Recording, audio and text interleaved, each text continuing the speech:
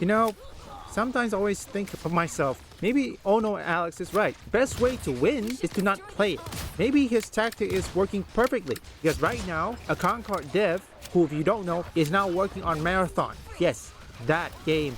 And they're crying victims while defending Marathon. And not only that, according to Veridark, Concord Devs begs gamers to buy the game. Yeah, I'm not joking. Here, let me show you. It's always a terrible day when I have to talk about Concord. I wish that game would just stay dead, that we didn't constantly have to mention its name, that we could just move on, but we can't. And now a former Concord dev is saying it was gut-wrenching to see our project fail, but urges players not to judge Marathon too soon. I have a few different things to show off, but before I get into the topic, if you enjoy the content I create, check out the links in the description, join the community in my live streams, and consider supporting through Patreon or YouTube membership. Now before I let Veridark continue, just a little bit of side note, if gamers wouldn't judge this game too soon, which I'm not judging, okay? However, if you keep on saying things that probably be anti-consumer, honestly, can you blame the gamers for judging it too soon? Remember, this is called pattern recognition. I don't really think that Bungie needs the vote of confidence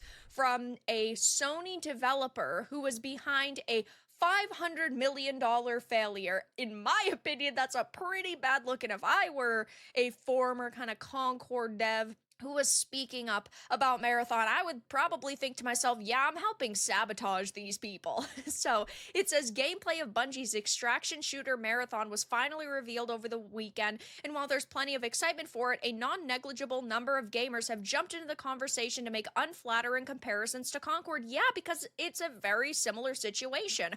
First of all, you have a $40 buy-in for minimal content. The problem with Concord, or one of the many, right, was that it was a $40 game. You only had a couple of characters, a couple of maps, a couple of game modes. When you're charging money, you need to be going above and beyond, but they didn't. With Marathon, from what we're hearing, again, it's not officially confirmed, it's going to be 6 characters, 3 maps, in 1 mode at launch. Let's think about that for a second. 6 characters. Let's compare that with Marvel Rival. How many characters do they have? 34 at launch. And it's a free-to-play. Regardless whether it's free-to-play or premium price, you need to convince players to play your game. And that's what Marvel Rivals did it correctly. And also, the First Descendant, they did it correctly.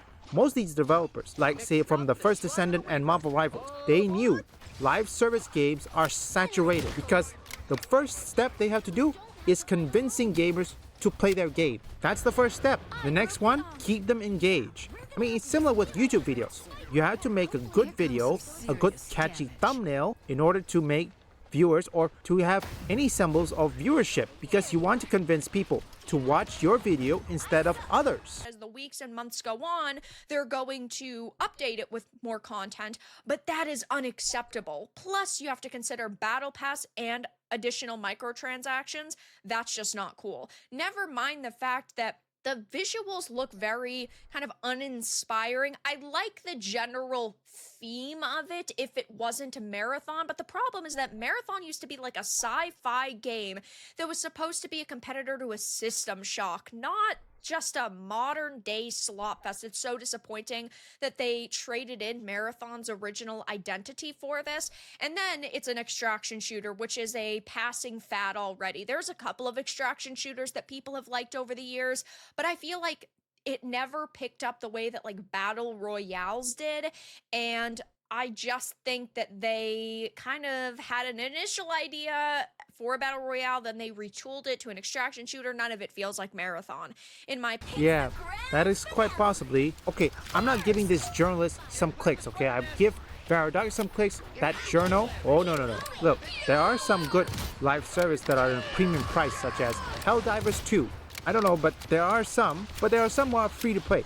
Listen, whether it's free to play or not, you have to convince players to play your game and get them play for a long period of time. And I think Marvel Rivals has achieved that. Now, I'm not certain about Marathon, but if they make androgynous or unappealing characters, people will check out. While trying to prop up Marathon when really it just all looks terrible. After reading the comments about Marathon being Concord 2.0 on Reddit, YouTube, and Twitch, I just wanted to share a little insight into what a 40-year-old man is feeling after dedicating a large portion of his life to making video games, the former Firewalk Studios senior visual effects artist Stephen Williams wrote in a Marathon subreddit.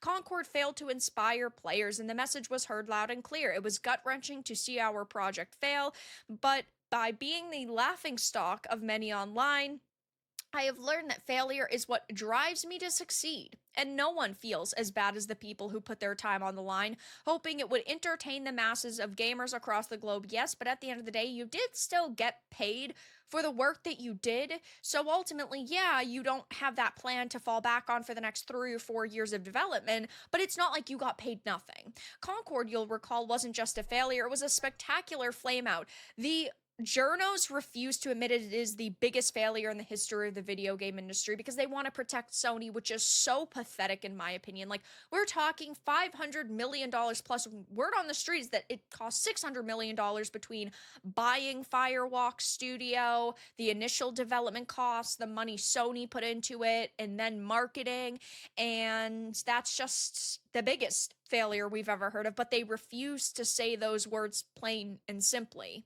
It says, though, that seeing the faces of developers on the Bungie stream gave me hope and excitement for what is to come for Marathon. I commend them for taking a chance, trying something foreign to them that isn't proven nor guaranteed to succeed. That takes a lot of courage. And then he said, I'm stoked to see the fully polished product. Bungie will cook. They always do.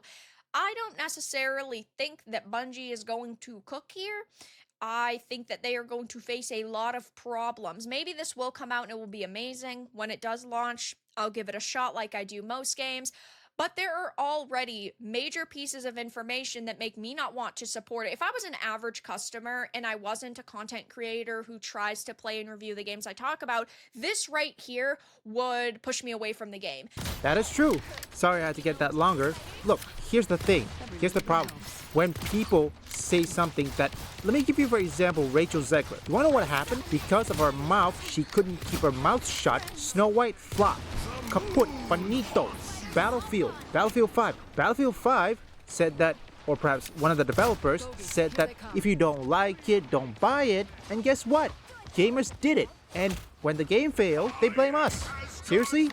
Not only that Marathon is going to have a safe space, which that's confirmed, and most importantly, they don't have campaign mode. So tell me something. To my viewers who have played Destiny games or Marathon games, the old one, were there any campaign modes that you played? Or it's just multiplayer? Answer it in the comments. I will probably pick it up, but then again, I think my storage is so full, I'm gonna have to clear out some stuff, finish that, and then maybe I'll pick it up to review it. But if they say something like this, man, maybe I'll check it out. If you say things like, it is way too toxic to have a proximity chat, your consumer will fled. They will find other games to play. Also, I never heard anybody complain about getting too toxic on proximity chat or anything. I played Marvel Rivals, okay? And the first Ascendant. I mean, there was no toxicity because I was just focusing on the game. It is a simple concept. It's not that hard. Good night. Hit the gas, hero. Time's burning out. Another epic victory! Big win!